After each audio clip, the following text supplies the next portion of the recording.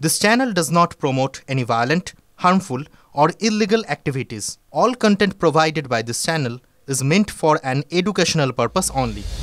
তিলোত্তম ধর্ষণ খুন মামলায় সাজা ঘোষণার সময় কোর্টরুমে কি হলো দেখে নিন এক নজরে। সঞ্জয় রায়ের উদ্দেশ্যে বিচারকের প্রশ্ন। সঞ্জয় রায়, আপনাকে কাল বলেছিলাম যে চার্জ আনা হয়েছে, সেই ধর্ষণ এবং মৃত্যুর অভিযোগ প্রমাণিত।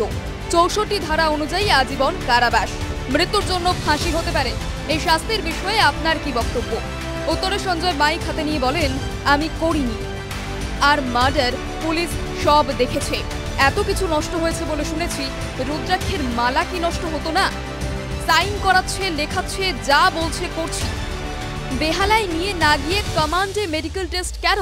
আমাকে ফাঁসানো হয়েছে। বিচারক জিজ্ঞেস করেন, কিন্তু আপনাকে ৩ ঘন্টা সময় দিয়েছি, যা প্রমাণ এসেছে। কি হয়েছে আপনার থেকে ভালো আর কেউ জানে না। যা এসেছে এরপর আমরা আর কিচ্ছু করতে পারি না। যেটা মনে হয়েছে সেটা সঠিক। সঞ্জয় বলেন, আজ শুধু শাস্তি কি জানতে চাই। বিচারক প্রশ্ন করেন, বাড়িতে কে কে আছে? সঞ্জয় উত্তর দেন, তার মা। বিচারক বলেন, বাড়ির কেউ যোগাযোগ করেছে আপনার সঙ্গে? সঞ্জয় বলে, না, কেউ করেনি। বিচারকের প্রশ্ন, আর কিছু জানাতে চান? সঞ্জয় উত্তরে বলেন, না, আমায় দোষী করা হয়েছে স্যার। কাঠগড়ায় মাথা নিচু করে দাঁড়িয়ে আছেন সঞ্জয়। সিবিআই বলছে, আমরা চাই সর্বোচ্চ সাজা। ডিউটিরত চিকিৎসকের ওপর এভাবে নির্যাতন বিরল ধর্ষণের উদাহরণ।